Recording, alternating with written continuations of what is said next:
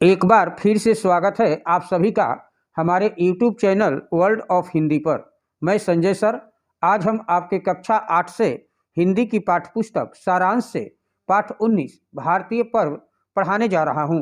भारतीय पर्व, यह पाठ पत्र शैली में रचित है। यह भी गद्य रचना की एक विधा है यानी कला है।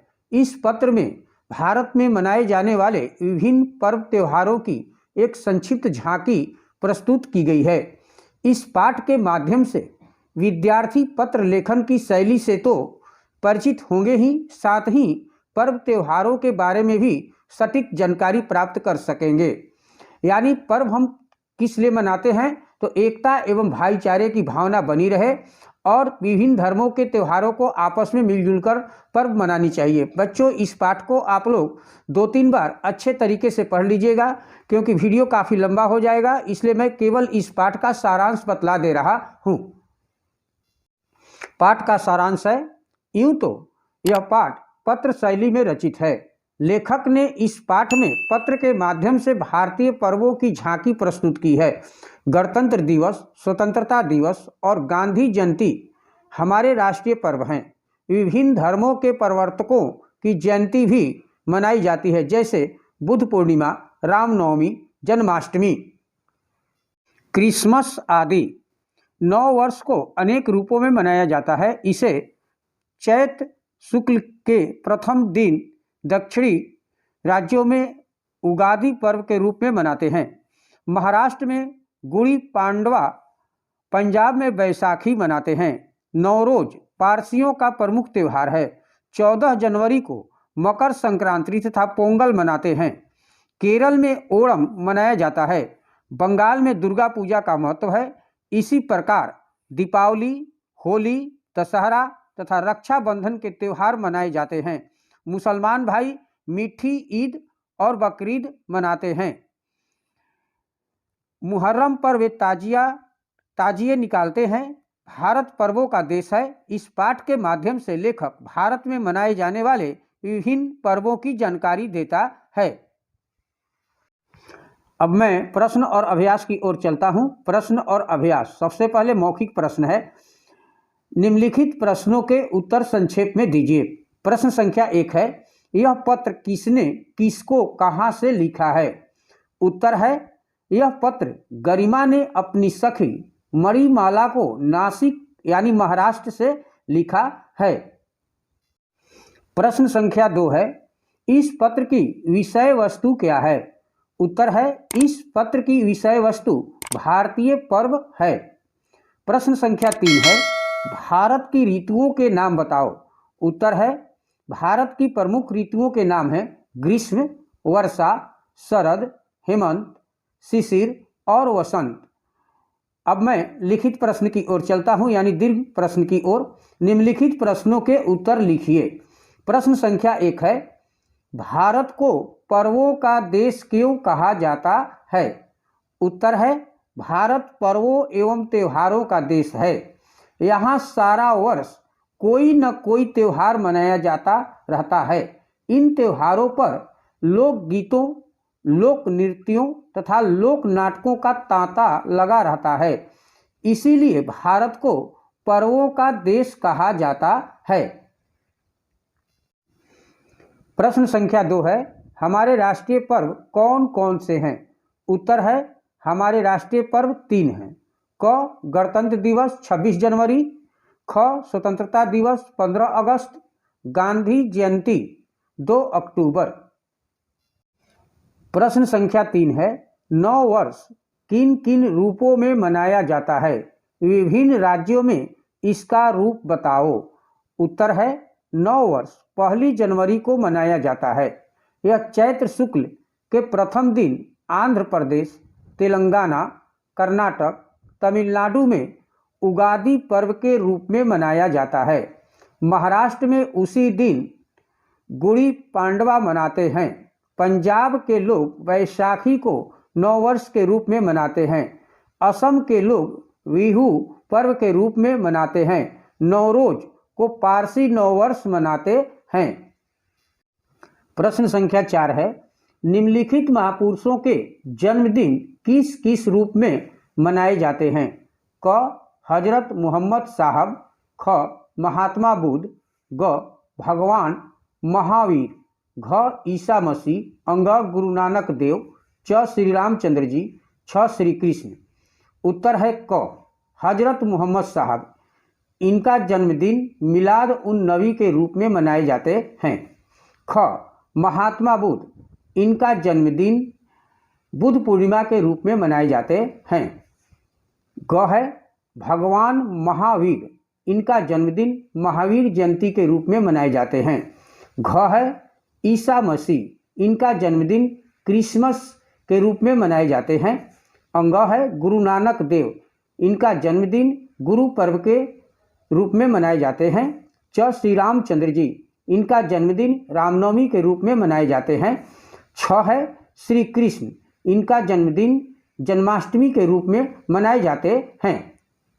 प्रश्न संख्या 5 है, नवरात्रि कितनी बार मनाई जाती है? उनके नाम बताओ। उत्तर है नवरात्रि वर्ष में 2 बार मनाई जाती है। वासंतिक नवरात्रि चैत्र मास में तथा शारदीय नवरात्रि अश्विन मास में। प्रश्न संख्या 6 है, दशहरा और दुर्गा पूजा के त्यौहार कैसे मनाए जाते हैं? उत्तर है दशहरा अश्विन मास की 10वीं तिथि को मनाया जाता है। दशहरे से 2 दिन पूर्व दुर्गा पूजा यानी दुर्गा अष्टमी मनाते हैं। दुर्गा पर्व के भव्य पंडाल सजते हैं। प्रश्न संख्या 7 है, दीपावली के त्यौहार को प्रकाश पर्व के रूप में क्यों मनाया जाता है? उत्तर है इसी दिन भगवान राम 14 वर्ष का वनवास बिताकर अयोध्या लौटे थे। उनके आगमन की खुशी में लोगों ने दीपक जलाकर प्रकाश किया था। यह अंधकार पर प्रकाश की विजय का त्यौहार है। प्रश्न संख्या 8 है, फाल्गुन मास में पड़ने वाले प्रमुख त्योहारों के बारे में बताइए। उत्तर है फाल्गुन मास की पूर्णिमा को होली का त्यौहार होता है। इसी दिन रात्रि को होलिका दहन किया जाता है। अगले दिन रंगों वाली होली अर्थात धूलैड़ी आती है। इस दिन आपस में लोग एक दूसरे को रंग डालते हैं। यह मौज मस्ती का त्यौहार है। प्रश्न संख्या 9 है, मुसलमान भाइयों के प्रमुख त्योहार पर प्रकाश डालिए। मुसलमान भाइयों के प्रमुख त्योहार पर प्रकाश डालिए। उत्तर है मुस्लिम भाई 3 ईद मनाते हैं। एक ईद को ईद उल फितर यानी जिसे हम मीठी ईद कहते हैं, दूसरी को ईद उल जुहा यानी बकरीद को कहते हैं तथा तीसरी ईद को मिलाद उन नबी जो कि हजरत मोहम्मद साहब का जन्मदिन है कहा जाता है। इनके लिए रमज़ान का महीना बहुत पवित्र होता है। वे पूरे मास रोज़ा रखते हैं। मुहर्रम को ताजिए निकालकर शोक दिवस मनाते हैं। प्रश्न संख्या 10 है, लोकगीत और लोक नृत्य से आप क्या समझते हैं? 2 लोक गीतों तथा 2 लोक नृत्यों के नाम लिखिए। उत्तर है लोकगीत और लोक नृत्यों का संबंध सामान्य जनों के जीवन से संबंधित हैं। 2 लोक नृत्य हैं भांगड़ा, गिद्दा। 2 लोकगीत हैं होरी, भोजपुरी गीत। मूल्य परक प्रश्न। प्रश्न संख्या 1 है, क्या आप अपने धर्म के अलावा दूसरे धर्म को भी मानते हो? उनके नाम बताओ।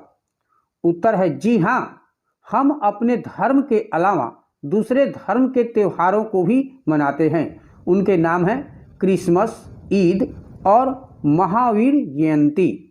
प्रश्न संख्या 2 है, देश की एकता एवं भाईचारे के लिए आप क्या करते हैं? उत्तर है देश की एकता एवं भाईचारे के लिए हम सभी धर्मों का सम्मान करते हैं, सभी लोगों के साथ एक समान व्यवहार करते हैं, सभी धर्मों के त्योहारों को मिलजुल कर मनाते हैं। उच्च स्तरीय बौद्धिक प्रश्न। प्रश्न संख्या 1 है, आपके विचार से त्योहारों के मनाने से देश में किस प्रकार का वातावरण निर्मित होता है? क्या यह देश और समाज के लिए अच्छा है? उत्तर है यूँ तो हमारे विचार से त्योहारों के मनाने से देश में उत्साह एवं आनंद का वातावरण निर्मित होता है। यह हमारे देश एवं समाज के लिए अच्छा है। अर्थ ग्रहण संबंधी प्रश्न। निम्नलिखित गद्यांश को पढ़कर पूछे गए प्रश्नों के उत्तर लिखिए। मैं गद्यांश को पढ़ रहा हूँ। वसंत पंचमी से वसंत ऋतु का आगमन होना माना जाता है। फाल्गुन मास की पूर्णिमा को होली का त्यौहार मनाया जाता है। इसी दिन रात्रि को होलिका दहन किया जाता है। अगले दिन रंगों वाली होली अर्थात धुलैडी आती है। इस दिन आपस में गुलाल लगाते हैं तथा एक दूसरे पर रंग डालते हैं। यह मौज मस्ती का त्यौहार है। प्रश्न संख्या 1 है, वसंत ऋतु का आगमन कब से माना जाता है? वसंत ऋतु का आगमन वसंत पंचमी से माना जाता है। दूसरा है, होली का त्यौहार कब मनाया जाता है? होली का त्यौहार फाल्गुन मास की पूर्णिमा को मनाई जाती है। तीसरा है, होली का त्यौहार कैसे मनाते हैं?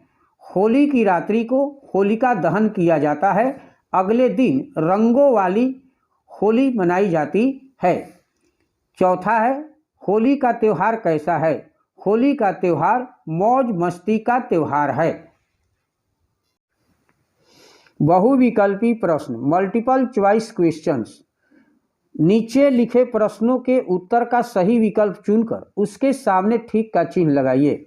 प्रश्न संख्या 1 है, रक्षाबंधन का पर्व किस मास में मनाया जाता है? क अश्विन मास में, ख कार्तिक मास में, ग श्रावण मास में, घ फाल्गुन मास में। तो रक्षाबंधन का पर्व किस मास में मनाया जाता है? तो ग श्रावण मास में। दूसरा है, मुस्लिम भाई कितनी ईद मनाते हैं? मुस्लिम भाई कितनी ईद मनाते हैं? क है 2, ख 3, ग 4, घ 1। तो मुस्लिम भाई कितनी ईद मनाते हैं? तो ऑप्शन ख 3। तीसरा है, शोक दिवस कौन सा है? क मुहर्रम, ख ईद उल फितर, ग मिलाद उन नबी, घ ईद उल जुहा। तो शोक दिवस कौन सा है? तो ऑप्शन क मुहर्रम। रिक्त स्थानों की पूर्ति करो। प्रश्न संख्या 1 है, तमिलनाडु में संक्रांति को डैश के रूप में मनाते हैं? तो तमिलनाडु में संक्रांति को पोंगल के रूप में मनाते हैं। पोंगल, पोंगल के रूप में मनाते हैं। ओणम पर्व के साथ राजा बलि और वामन अवतार की पौराणिक कथा जुड़ी है। तीसरा है, बंगाल में दुर्गा पूजा, बंगाल में दुर्गा पूजा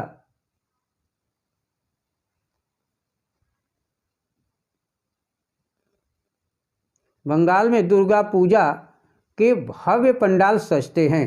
चौथा है, डैश मौज मस्ती का त्यौहार है। तो होली